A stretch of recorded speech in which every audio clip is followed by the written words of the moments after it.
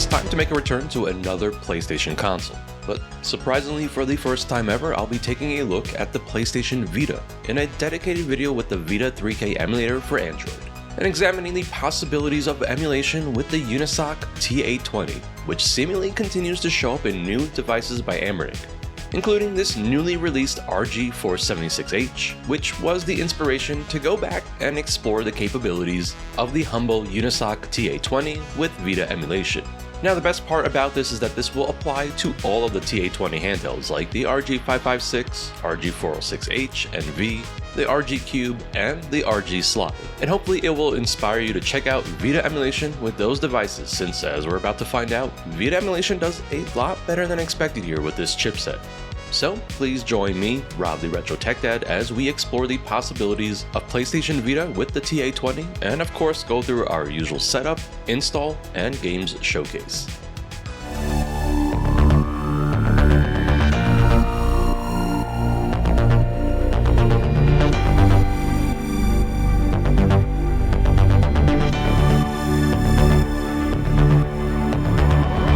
Okay, so as always, before we begin, I kind of like to give the lay of the land, and unfortunately, mainline Vita3K for Android has not seen any updates in a very long time. Now, there is a fork that has had some recent updates, but I've actually found that it has more issues with the T820 devices, and so we will be sticking to just the regular old Vita3K for Android. Now, as such, the emulator is a work in progress, and a lot of games either just don't work or have pretty bad graphical issues with the T820 handhelds, since we do have a Mali GPU and really lack any driver support. Not only that, since the emulator itself is a work in progress, it too has issues, but mostly I've found that it just has weird little bugs that really don't take away from the games that do work. Now, despite the lack of recent updates, it's pretty impressive what actually does work here with the T820, and so if you are just curious about that, feel free to use my timestamps to skip around, but let's first cover the setup and install process of Vita3K, as well as our default settings for this showcase. Now, first things first, let's head on over to the Vita3K GitHub page, which can be done directly on your device using your browser of choice. I'm just going to go ahead and use Chrome, and I'll have all the links needed right in my description, so it's nice and convenient for you. As you can see, we are on the main GitHub page for Vita3K. And unfortunately, this project has stagnated for Android and hasn't seen a formal update in more than a year. Now, as I mentioned earlier, there is a fork for Vita3K known as Vita3K-ZX. But I have found that that version has a lot of issues with the T820 handhelds, and so it's best to stick with the regular build of Vita3K. Let's go ahead and download the latest available version, which is version 12, and tap on the Vita3K Android Release 12 APK to proceed with the download. It shouldn't take too long, and once downloaded, just tap on open, and you might get a prompt from Chrome to allow it to install unknown apps. So tap on settings, and then from here you can allow this source, and then the install window will show up, and we can proceed with the installation. Once done, let's go ahead and open up Vita3K for the first time. So let's quickly run through the initial setup, and this step is pretty self-explanatory. Just select the language you want to use here, and then tap on next. Now, on this next window, Vita3K will automatically set a default emulator path, but you can definitely change this if you want to use your microSD card, for example, by selecting the change emulator path. For this video, we will just keep it simple and leave it at the default, and then tap next to continue on. We're now on the install firmware page, which is probably the most important step for the initial setup of Vita3K. Thankfully, it's very simple to do since Vita3K will direct you to the proper download pages. Now, we need both the Vita firmware as well as the font package, and you can tell that we don't have any of these installed because of the X on screen. So let's go ahead and tap on download firmware, which will open up your browser and take you to the PlayStation Vita and PlayStation TV system software update page. And we can actually download the firmware directly from Sony. So just scroll down just a little bit to download the System Software Update 3.74. Now, if you tap and hold on the download update icon, we will get a small submenu to appear, and then if you scroll down on this, just select the download link option. You will most likely get a prompt that the file can't be downloaded securely. This is not an issue, just tap on keep and let it download the firmware file, which will most likely end up in your downloads folder. So let's go back to Vita3K so that we can now download the font package. Now, if you tap on the download font package icon, you will once again be taken back to your browser, and here you will have a bit.ly link. And personally, I have found that just tapping and holding down on the destination link as seen on screen will allow us to easily download the file by selecting the download link from this submenu. Now the same thing as before, just tap on keep and then it should proceed with the download. Once done, let's head back to Vita3K and now we can install both files by selecting the install firmware icon towards the bottom. Let's first install the Vita firmware by selecting the psv update.pup file from your downloads folder. You'll get an installation in progress and this shouldn't take too long, and then a confirmation that the firmware has been successfully installed, and it should show firmware version 3.74. Tap on OK, and then once again tap on install firmware file and then select the psp2update.pup file, which yet again gives us an installation in progress and then finally a confirmation that it's been installed successfully.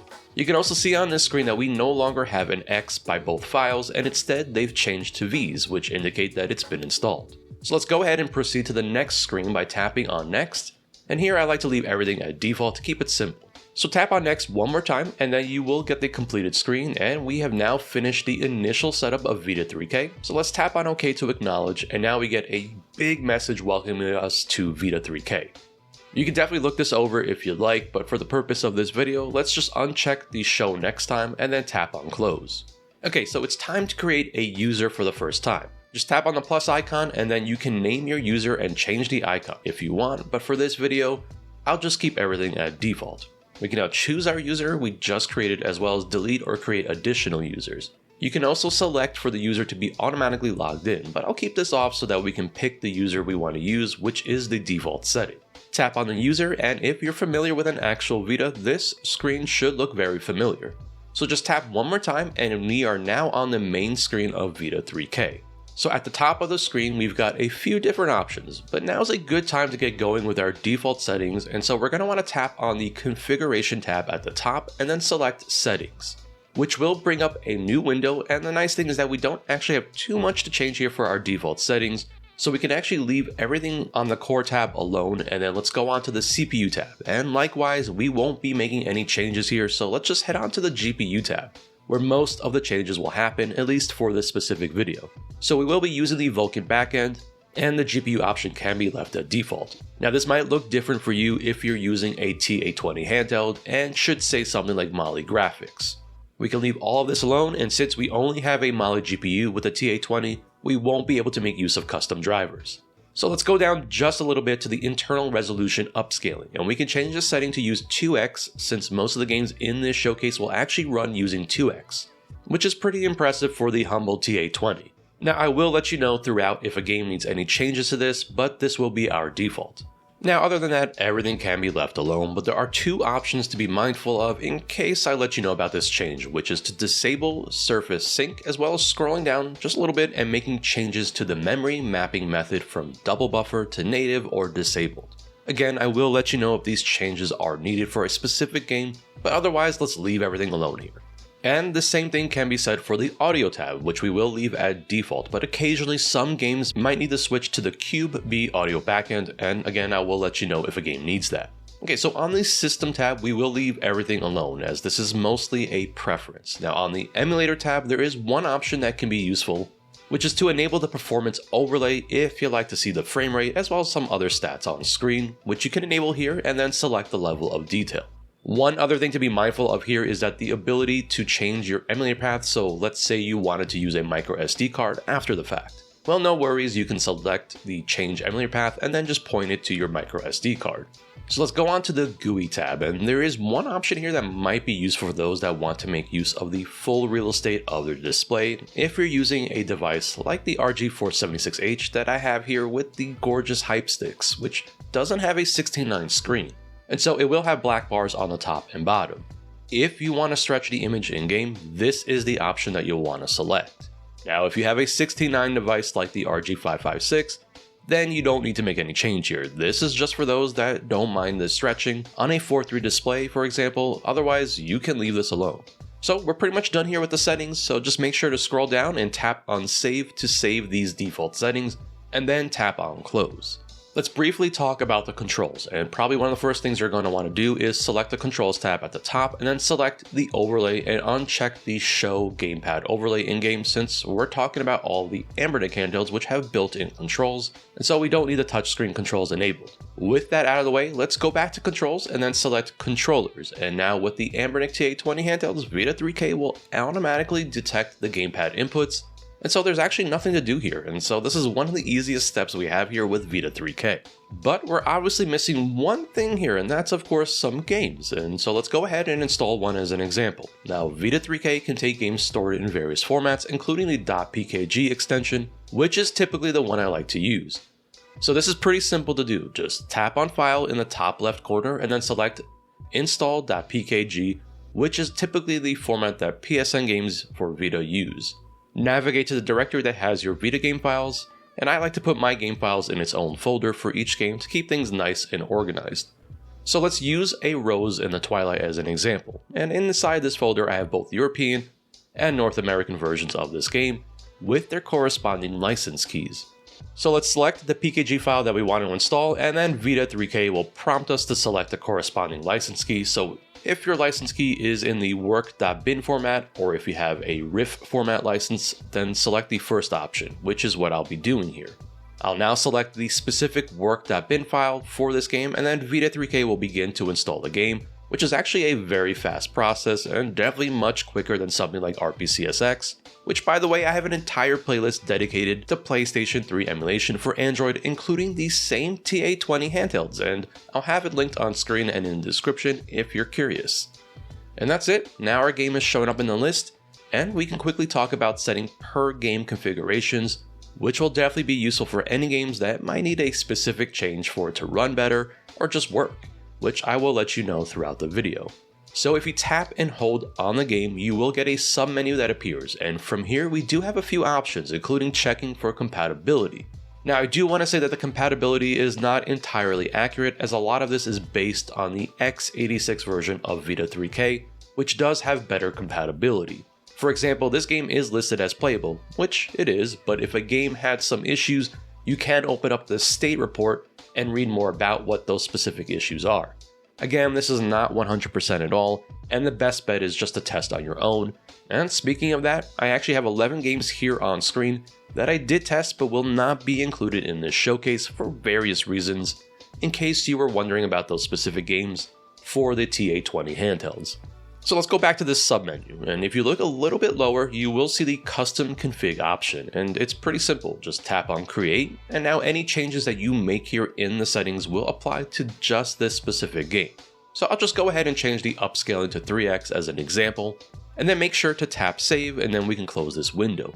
Now on the main screen, you will see that a Rose in the Twilight has CC on its game icon, which lets us know that there is a custom config set for this game.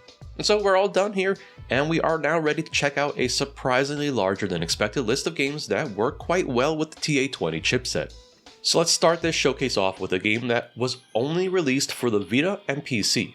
A Rose in the Twilight is one of those hauntingly beautiful experiences that flew under the radar for most Vita owners. Developed by Nippon Ichi Software, it's a puzzle platformer that focuses heavily on atmosphere and storytelling through environmental design rather than dialogue.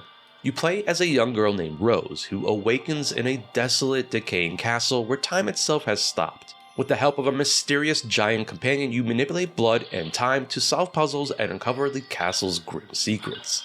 It's a slower paced experience, but incredibly rewarding, with gorgeous gothic visuals and a melancholic tone that sticks with you. On Vita3K, it runs flawlessly at 2x native resolution with crispy, clean visuals. Next up, we've got a popular mobile game franchise that actually got its start on the Nokia N-Gage and Nintendo DS with the original Asphalt Urban GT. Now, Asphalt Injection is essentially a Vita exclusive, even though it does combine elements of some of the other entries in the franchise, and as such is technically the only way to play this version of the game. It's worth an inclusion just on that basis alone, and you will see that this list will be pretty light on racing games. And so for me, as a fan of racing games, it makes me a little bit sad. Asphalt Injection is a decent enough racing game that doesn't particularly stand out in any way, but it's still fun for racing game fans to check out. Now for some reason this game is locked to 50 frames per second, but it doesn't seem to impact gameplay, and it feels fast and frantic as it should be. It's a fantastic performer with Vita3K and uses the default settings with that 2x resolution and looks particularly clean and crisp. Supergiant Games' Bastion is a modern indie classic that helped define the narrative-driven action RPG genre when it launched. Originally debuting on the Xbox Live Arcade, the Vita version retains everything that made Bastion so beloved with its tight, responsive combat, vibrant hand-painted visuals, and most importantly, a dynamic narrator who reacts to nearly everything you do in-game. It's a relatively short but incredibly polished experience, and the Vita port is one of the best ways to enjoy Bastion on the go. With Vita3K, performance is excellent and it's smooth and stable at 2x native resolution with no settings tweaks required. Berserk and the Band of the Hawk is based on the manga series of the same name and was developed by Omega Force, which should give us an idea of what to expect gameplay-wise. This is a crossover essentially of Dynasty Warriors with the Berserk characters, world, and story, and so this is actually closer to the type of gameplay one would expect to find from the Dynasty Warriors franchise. It's a very fun hack-and-slash type game that, for fans of the genre, is still worth checking out even if you're not familiar with the Berserk series. The Vita version is probably the best way to emulate this game on Android currently. Now I am running this game at the 2x resolution, but I did have to change the audio backend from SDL to the QB option since the game would otherwise have pretty rough audio. But once that change is made, the game runs well regardless of the amount of action on screen. Gearbox's loot shooter definitely needs no introduction, but the Vita port deserves a little love. Brought to the Vita by Iron Galaxy, a studio that over the years has definitely gained their reputation for porting games to unlikely platforms. It delivers the full Handsome Jack campaign with the cel-shaded style intact and a surprising amount of DLC content squeezed onto the tiny screen. We've got all the trademarks of Borderlands here, including the humor, and is definitely one of the more ambitious games that hit the Vita. With the UNISOC T820, performance is honestly better than I expected, and while it's not quite locked to 60 frames per second, using our default of 2x resolution, as can be seen by the footage, it is nothing game-breaking, and the nice thing is you can always scale back if you want to really lock in that frame rate. But man, I really like how good this game looks with that 2x resolution. DragonballZ Battle of Z took the Dragon Ball series in a different direction when it released on Vita, focusing on team-based combat with up to 8 fighters battling simultaneously. It blends elements of a fighting game and an action brawler with light RPG mechanics, letting you level up characters and customize abilities. Battle of Z was developed by ArtDink, and not the usual dimps that we see take on the franchise, so it does lend to a slightly different style. While it's not as competitive as mainline Dragon Ball fighting games like Budokai or Fighter Z, it offers a fun, chaotic experience and a large roster of fan-favorite characters. On Vita3K, Battle of Z holds up quite well and performance is smooth and stable at the 2x native resolution, making it a great pick for Dragon Ball Z fans looking to revisit this underrated entry. Dragon's Crown comes to us from Vanillaware, and this studio just put out tons of incredible games like Muramasa and Odin Sphere, both of which are available on Vita. Dragon's Crown is an action RPG and is basically a beat-em-up with RPG elements, and so, for me at least, this has always been a ton of fun to play. The art style is another highlight here with beautiful 2D artwork. Interestingly, Dragon's Crown had quite the trouble development with it changing publisher hands a few times, and it ended up being one of Vanillaware's longest and most expensive games to develop. Dragon's Crown is easily one of the best games available for Vita, and most importantly available to play with Vita3K, since it now can be enjoyed on a multitude of Android devices. The best part is that the game works very well with just the default settings and looks incredible here. Freedom Wars is one of the most ambitious exclusives on the Vita and a standout example of what the hardware was capable of when pushed to its limits.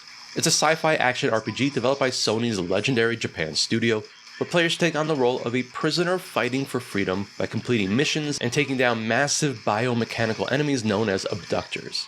The game features fast-paced third-person combat and a surprisingly deep storyline exploring themes of surveillance, punishment, and redemption. Despite its scope, it runs extremely well with Vita3K, maintaining solid performance at our default settings with the 2x native resolution. It's an absolute must-play for Vita fans and shows just how well the T820 can handle more demanding titles. Grand Kingdom is a tactical RPG that was published by NIS America in the West, and you take control of a commander that has to put together squads to then complete missions for the 4 major nations that are competing against each other for dominance. The game has such a compelling blend of different gameplay styles that really make it stand out from other tactical RPGs. There's a ton of different class types here. The overall movement is similar to that of a board game, with your squad represented by something that resembles a chess piece as you move around the map, and here you will encounter treasure, enemies, shortcuts, and special events. The actual battle sequences are also very uniquely presented, with commands being issued in a turn-based manner, but the squads themselves are placed on these side-scrolling fields divided into several lanes. The depth that comes from all of these aspects make the gameplay very compelling, and it's just one of those gems that I could spend an entire video talking about. Grand Kingdom is a PlayStation exclusive, with it being released for Vita and the PlayStation 4, which means that even on PC, the only way to enjoy Grand Kingdom is through the use of Vita3K, which works really well with Grand Kingdom and doesn't require any specific settings. I definitely recommend checking this game out. It's easily one of the highlights for the Vita and for Vita3K emulation. Gravity Rush is not just one of the Vita's defining titles, it's a game that showcased the system's potential right from the start, and likewise is one of the standout titles to emulate with Vita3K for many. It's yet another game developed by Sony's Japan studio. Gravity Rush introduces us to Kat, a gravity-shifting heroine exploring the floating city of Hexville.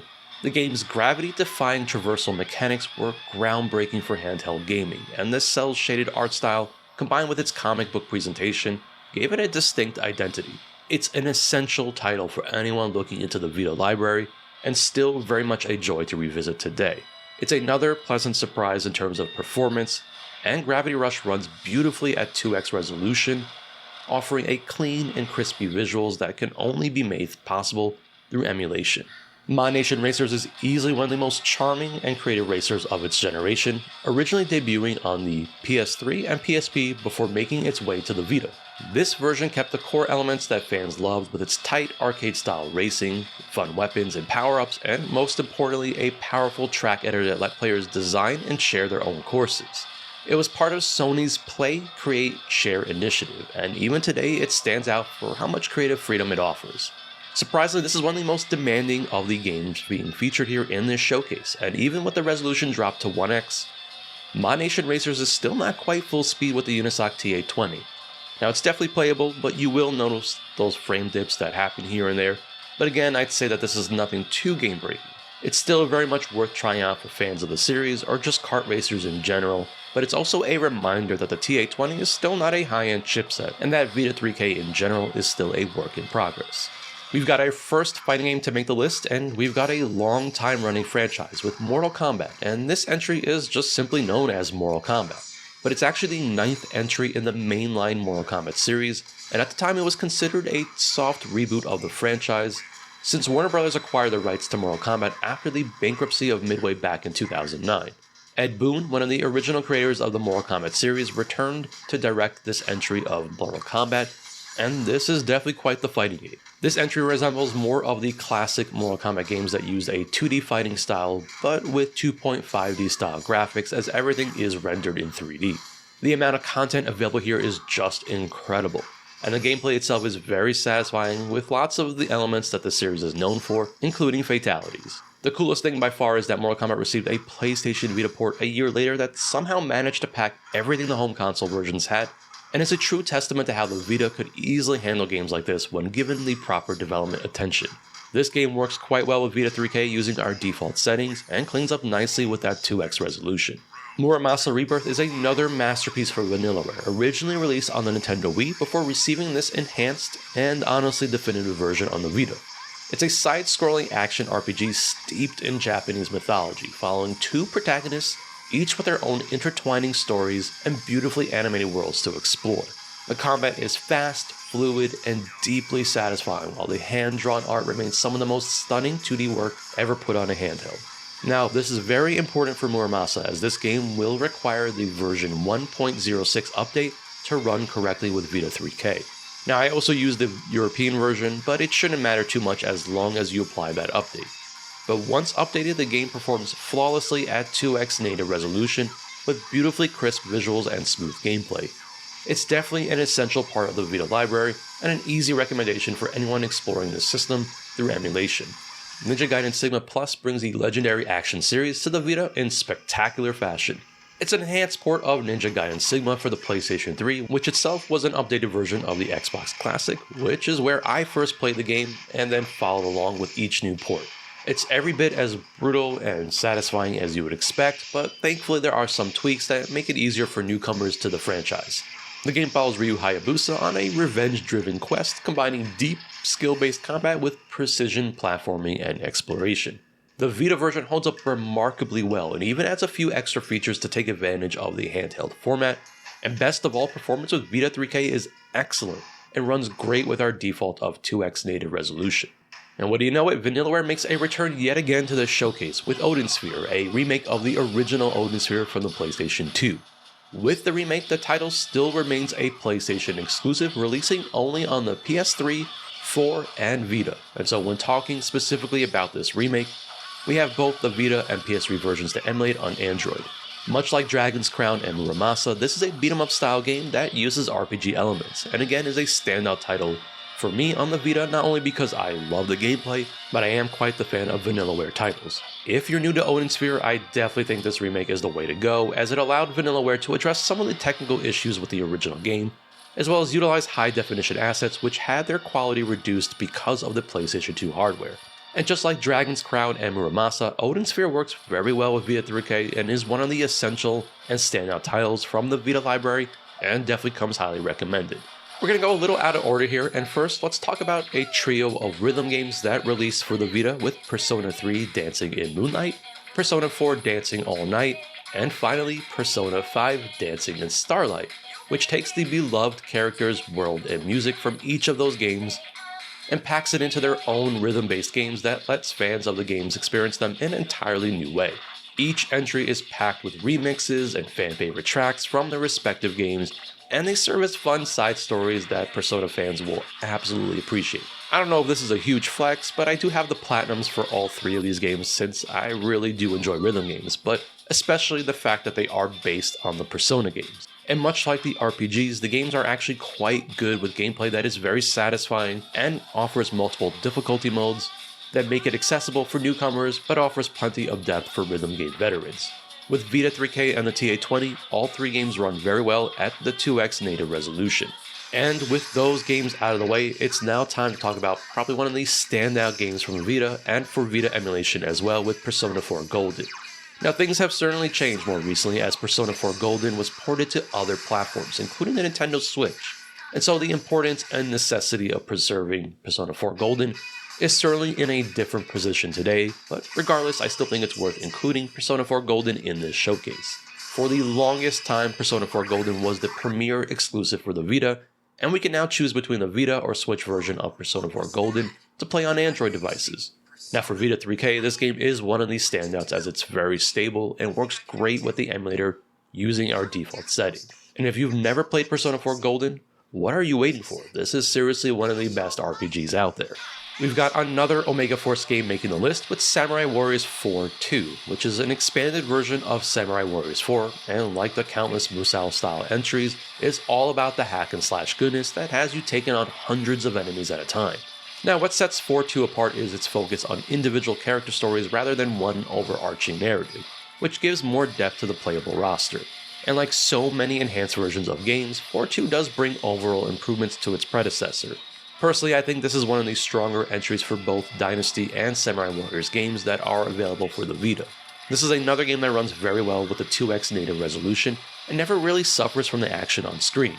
Now, unfortunately, there are some graphical issues, mostly with the ground textures, which definitely seem to be related to the modded GPU with the UNISOC T820, and despite trying a variety of settings, I could not resolve the issue. It doesn't really impact gameplay and it's more cosmetic than anything, but I'll take it since it's a fun game to have playable with Vita3K. Street Fighter X Tekken is a fun crossover fighting game that released for the PlayStation 3, Xbox 360, and received a handheld port to the Vita. Nowadays we have both the PlayStation 3 and Vita versions to consider when emulating on Android. Now as the name suggests, this is a crossover of Street Fighter and Tekken, which features characters from both franchises. Capcom was the primary developer for this, and so gameplay closely resembles the 2D gameplay of Street Fighter. The mechanics are really solid here, and the integration of both universes is really well done here with some really amazing cutscenes. We also haven't really seen anything from this crossover since this game, and so it stands out on that merit alone. Thankfully, the game is awesome and well worth checking out for fighting game fans or just fans of the franchises featured here. For this game, there are some graphical issues with the text in the menus, but it's pretty manageable and unfortunately just seems to be an issue with the Mali-based graphics that the T820 uses.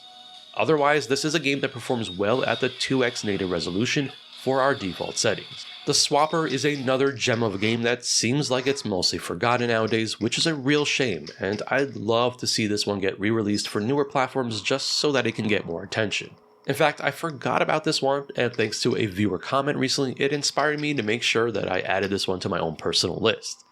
The Swapper is a puzzle platformer with just an incredible atmosphere. Personally, it gives me a ton of Metroid vibes with its eerie sci-fi aesthetics, the female lead character, and the whole exploring a space station in a side-scrolling platformer. The craziest part of it all was this game was designed by 2 University of Helsinki students in their spare time.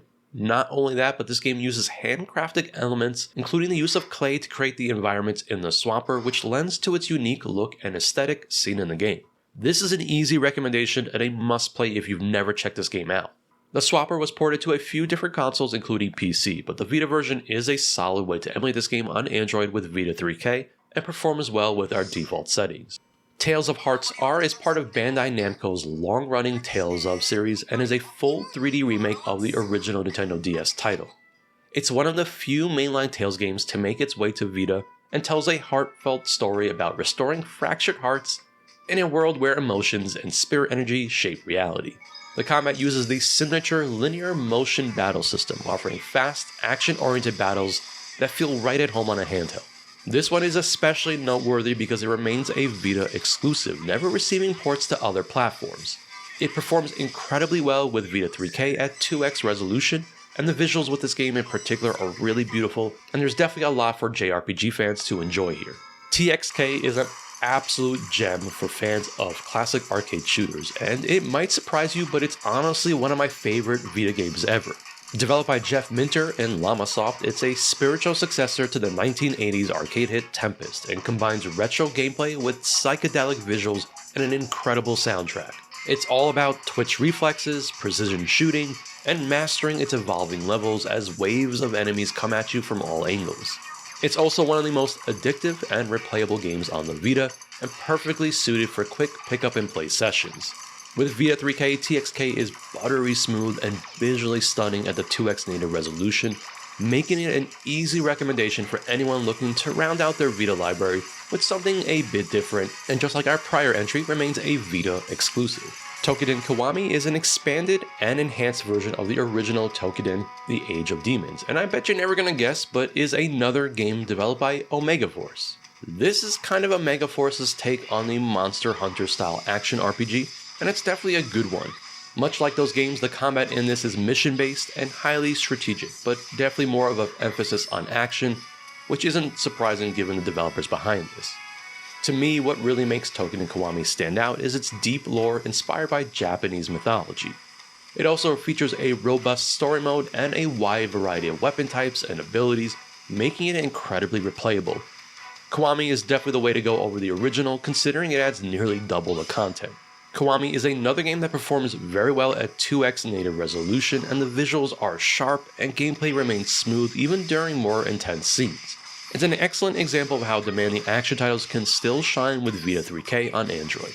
Now, in my last video for the channel, I confessed that I really enjoy a good tennis game, and thankfully we got one for the Vita with Virtua Tennis 4, which actually ended up being the only tennis game released for the handheld. Much like prior entries in the series, Virtua Tennis 4 brings the fast-paced pick-up-and-play gameplay to the Vita, which at the time was particularly impressive since it retained the depth and polish of the console releases. Like many of the prior games, Virtua Tennis 4 brings lots of content to the table, especially with its World Tour mode, which was always a favorite of mine for the series, and lets you rise to the ranks as your own creative player. It's another game that I was very surprised performed as well as it does here with the T820, and while it's not perfect, since it does have some minor graphical issues, I'd say that this one is very playable and a nice one to show off with that 2x upscaling. And I can't think of a better way to close this showcase out than with a racing game entry, but not only that, an entry in one of my personal favorite franchises, Wipeout. And honestly, Wipeout 2048 to this day is still an absolute stunner with its gorgeous visuals. 2048 took everything I loved about the PSP entries and just turned it up to 11, and yet again features the iconic high-speed racing, futuristic tracks, and of course an amazing soundtrack that all comes together to make this one of the finest racing experiences for the Vita. I can't believe how well 2048 runs here with the T820, especially since we're still using 2 times the native resolution, and gameplay seems to be pretty consistent with its frame rate staying steady despite the action on screen. The boost in resolution makes the game's already gorgeous visuals look even sharper, and it's absolutely worth experiencing the game this way with Vita3K. This is a must try for any Wipeout fan, or anyone who wants to just see how far Vita Emulation has come. It's an incredible showcase piece for what Vita3K and even what the humble T820 can do, and it's a wonderful way to end this showcase. And yes, we now are at the end of this larger than expected showcase of games that perform well with not only Vita3K, but also with the UNISOC T820. And considering how many Anbernic handhelds use this chipset, I hope that some will find this interesting and maybe explore the world of what the PlayStation Vita offers and expand on our playable list of games on these devices. So what did you think about the performance of Vita with the T820, and will you be trying out some of these on your handhelds? Let me know down in the comments, and until the next video, as always, I am the Retro Tech Dad, and thank you so much for watching.